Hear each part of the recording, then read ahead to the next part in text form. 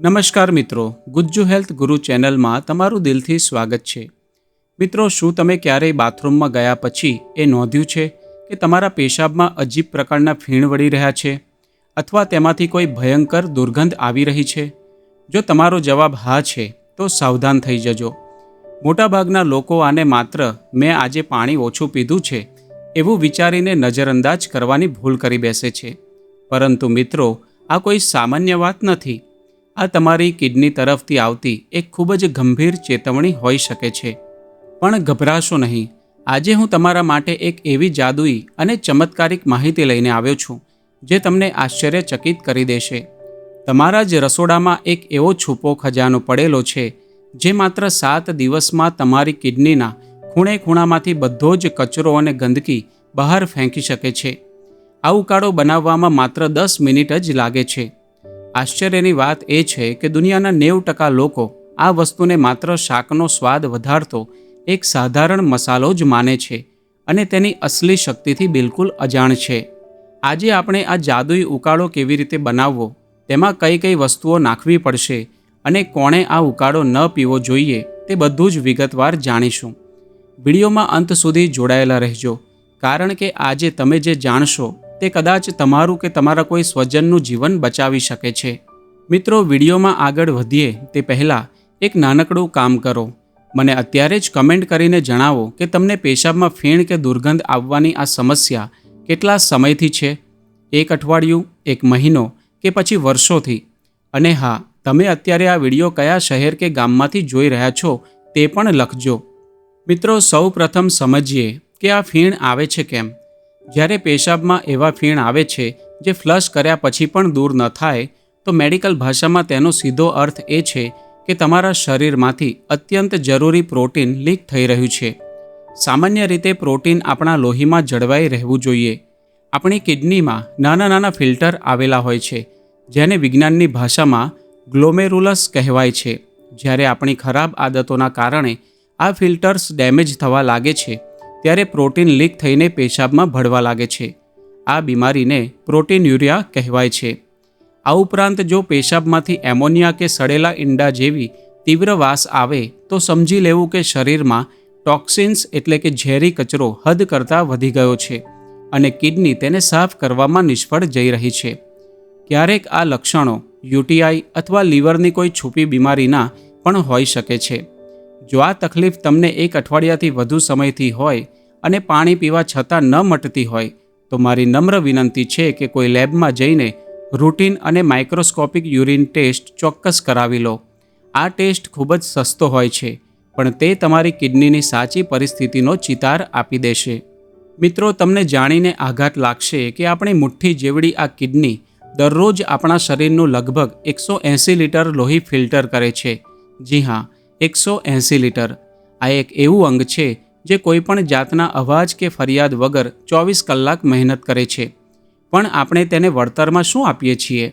વધારે પડતું મીઠું, પ્રોસેસ્ડ ખોરાક, જરૂર વગરના પ્રોટીન સપ્લિમેન્ટ્સ અને સૌથી ખરાબ આદત, જરાક માથું કે કમર દુખે એટલે તરત જ પેઇન કિલર ગળી જવી. આ બધી વસ્તુઓ ધીમે ધીમે કિડની પર એટલો ભયંકર બોજ નાખે છે કે તે થાકી જાય છે.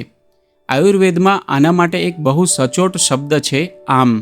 એટલે કે જ્યારે આપણું પાચન અને ફિલ્ટરેશન બગડે છે ત્યારે શરીરમાં જે ઝેરી અને ચીકણો કચરો ભેગો થાય છે તેને આમ કહેવાય છે. આ જ કચરો કિડનીમાં જમા થઈને તેને બરબાદ કરે છે. તો હવે મુખ્ય સવાલ એ છે કે કિડનીને અંદરથી ધોઈને સાફ કેવી રીતે કરવી? અહીં એન્ટ્રી થાય છે આપણા રસોડાના એ સુપર હીરોની, જેના વિશે મેં વિડીયોની શરૂઆતમાં તમને વચન આપ્યું હતું. અને તે વસ્તુ છે આખા સૂકા ધાણા. આ કોઈ હવામાં થતી વાતો નથી. Journal of plants foods for human ન્યુટ્રિશનમાં પ્રકાશિત થયેલા એક સત્તાવાર રિસર્ચમાં વૈજ્ઞાનિકોએ સાબિત કર્યું છે કે જ્યારે પ્રયોગશાળામાં ઉંદરોને 8 અઠવાડિયા સુધી ધાણાનો ઉકાળેલો અર્ક આપવામાં આવ્યો ત્યારે તેમની કિડનીમાંથી આયર્ન, આર્સેનિક અને કેડમિયમ જેવા જીવલેણ અને ભારે ધાતુઓનો કચરો જાદુઈ રીતે સાફ થઈ ગયો હતો. નોંધવા જેવી વાત એ છે કે ધાણાને માત્ર ખાવા કરતાં તેનો ઉકાળો બનાવીને પીવો સેંકડો ગણો વધારે અસરકારક છે. મિત્રો, હવે જાણીએ આ ચમત્કારિક ઉકાળો બનાવવા કઈ વસ્તુઓની જરૂર પડશે. આ ઉકાળામાં આપણે ધાણાને વધુ શક્તિશાળી બનાવવા માટે બીજા 4 બ્રહ્માસ્ત્ર ઉમેરીશું. નોટપેન લઈને આ સામગ્રી લખી લેજો. પહેલી વસ્તુ છે આખા ધાણા 2 મોટી ચમચી. આ એક નેચરલ ડાયયુરેટિક છે જે પેશાબની ગતિ વધારે છે અને કિડનીને સ્પીડમાં સાફ કરે છે. બીજી વસ્તુ છે અડધા લીંબુનો રસ. આમાં ભરપૂર માત્રામાં સાઇટ્રેટ હોય છે જે કિડનીમાં પથરી જમા થવા દેતું નથી. ત્રીજી વસ્તુ છે આદુનો કચરેલો ટુકડો અડધો ઇંચ. આદુમાં રહેલું જિંજરોલ અંદરના સોજા અને ઇન્ફેક્શનને મૂળમાંથી ખેંચી કાઢે છે. ચોથી વસ્તુ છે હળદર 1/4 નાની ચમચી અને કાળા મરી 1 ચપટી. આ બંનેનું મિશ્રણ ભેગું થઈને કિડની અને યુરિનરી સિસ્ટમના કોઈપણ સોજાને શાંત કરે છે. પાંચમી વસ્તુ પાણી 2 ગ્લાસ એટલે કે 500 મિલીલીટર. છઠ્ઠી વસ્તુ છે શુદ્ધ મધ 1 નાની ચમચી. આ વૈકલ્પિક છે, સ્વાદ માટે વાપરી શકો છો. મિત્રો, હવે જાણીએ ઉકાળો બનાવવાની અને પીવાની સાચી રીત. સ્ટેપ 1. રાત્રે સૂતા પહેલાં એક વાસણમાં 2 ગ્લાસ પાણી લો અને તેમાં 2 મોટી ચમચી આખા ધાણા પલાળી દો. સ્ટેપ 2. સવારે ઉઠીને આ પલાળેલા ધાણાવાળા પાણીને ગેસ પર મૂકીને ધીમા તાપે 8 થી 10 મિનિટ ઉકળવા દો. સ્ટેપ 3. જ્યારે ઉકળવાની છેલ્લી 2 મિનિટ બાકી હોય ત્યારે તેમાં પેલું કચરેલું આદું, હળદર અને કાળા મરી ઉમેરી દો. સ્ટેપ 4. 2 મિનિટ પછી ગેસ બંધ કરો અને આ ચમત્કારિક પ્રવાહીને એક ગ્લાસમાં ગાળી લો. સ્ટેપ 5. જ્યારે આ પાણી પીવાલાયક હુંફાળું થઈ જાય ત્યારે તેમાં અડધા લીંબુનો રસ અને જો તમને ડાયાબિટીસ ન હોય તો 1 ચમચી મધ ઉમેરીને બરાબર હલાવી લો. તમારો ઉકાળો પીવા માટે રેડી છે. મિત્રો, હવે જાણીશું આ ઉકાળાને કેવી રીતે પીવો. રોજ સવારે બ્રશ કર્યા પછી નાસ્તો કરવાના અડધા કલાક પહેલાં આ ઉકાળો ખાલી પેટે ઘૂંટડે ઘૂંટડે ચાની જેમ પીવો. શરૂઆતમાં સળંગ 7 થી 10 દિવસ એક પણ દિવસ ચૂક્યા વિના આનું સેવન કરો. ત્યારબાદ કિડનીને સ્વસ્થ રાખવા માટે અઠવાડિયામાં 3 દિવસ એટલે કે 1 દિવસ છોડીને પીવાનું રાખો. મિત્રો, એક વાત ખાસ નોંધી લેજો. આ ઉકાળો કિડનીમાંથી ગંદકી છૂટી પાડશે, પણ તેને બહાર કાઢવા માટે પાણી જોઈશે. એટલે આખો દિવસ દરમિયાન 8 થી 10 ગ્લાસ સાદું પાણી ચોક્કસ પીતા રહો.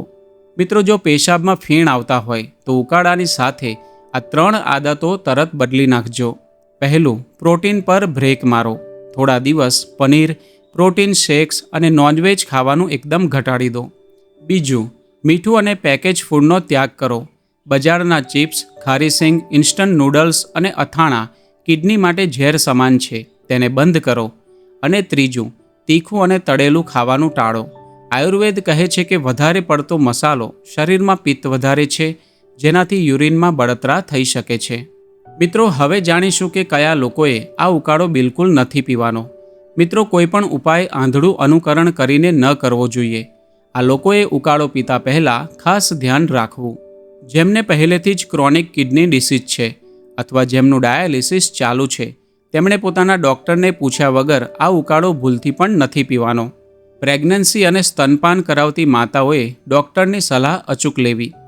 જો તમે લોહી પાતળું કરવાની દવા લો છો તો હળદર અને આદું લોહીને વધુ પાતળું કરી શકે છે, માટે ધ્યાન રાખવું.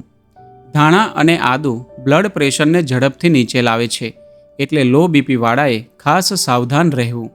જો કિડનીમાં પહેલેથી જ કોઈ મોટી પથરી છે તો પહેલાં તમારા ડૉક્ટરને પૂછી લો કે આ ઉકાળો તમને અનુકૂળ આવશે કે નહીં. તો મિત્રો, આશા રાખું છું કે તમને આ માહિતી ખૂબ જ ઉપયોગી અને રસપ્રદ લાગી હશે. જો આ વિડીયોમાંથી તમને ખરેખર કંઈક નવું શીખવા મળ્યું હોય તો અત્યારે જ લાઇક બટન દબાવી દો. તમારા પરિવારજનો, સગા સંબંધીઓ અને વોટ્સએપ ગ્રુપમાં આ વિડીયો જરૂરથી શેર કરો. કોને ખબર, તમારી એક શેર કરેલી લિંક કોઈની કિડનીને બચાવી લે. જો તમે આપણી ચેનલ ગુજ્જુ હેલ્થ ગુરુ પર પહેલીવાર આવ્યા છો તો નીચે આપેલું સબસ્ક્રાઇબ બટન દબાવીને બેલ આઇકન ઓન કરી દેજો. ફરી મળીશું આવા જ કોઈ નવા અને અદ્ભુત વિડીયો સાથે. ત્યાં સુધી તમારું અને તમારા પરિવારનું ધ્યાન રાખો. હંમેશા હસતા રહો અને રોજ કંઈક નવું શીખતા રહો, જેથી તમે રહી શકો હંમેશા હેલ્ધી.